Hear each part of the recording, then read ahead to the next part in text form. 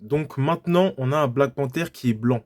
Il y a zéro vanne, frère. Marvel a sorti il y a de cela 3 jours un comics avec la première issue, Marvel Knight, The World to Come. Et dans ce comics, bah, tu vas voir un Black Panther qui sera blanc. Donc là, les gens, évidemment, ils vont parler de whitewashing. Certains seraient contents de ça, en disant que oui, voilà, vous avez rendu Ariel noir, Nick Fury, de base, il était blanc, vous l'avez rendu noir aussi. Donc voilà, vous avez la monnaie de votre pièce. Et les mecs, vous savez très bien que même si Ariel, elle était violette, beige, ou que Nick Fury était asiatique, ça n'aurait absolument rien changé à l'intrigue. Et vous le savez, c'est le cas pour énormément de personnages dans ce cas. Et ça n'a absolument rien à voir avec le personnage de T'Challa. T'Challa, c'est un roi africain, littéralement. Tu vois, il montre sa culture, il est fier de ça tout le temps. Donc oui, si lui il devient blanc, c'est un peu compliqué. Et d'ailleurs, c'est même pas l'intrigue, parce que c'est même pas T'Challa qui devient blanc. Car dans ce comics, c'est tout simplement le fils de T'Challa qui est blanc. Tu vois, son fiston. Et ce fameux fiston, tu vois, il est venu affronter T'Challa en duel pour avoir le trône du Wakanda. Et à la fin de cette issue, il va battre T'Challa et il va techniquement donc prendre le trône du Wakanda. C'est un peu un scénario à la Killmonger, tu vois.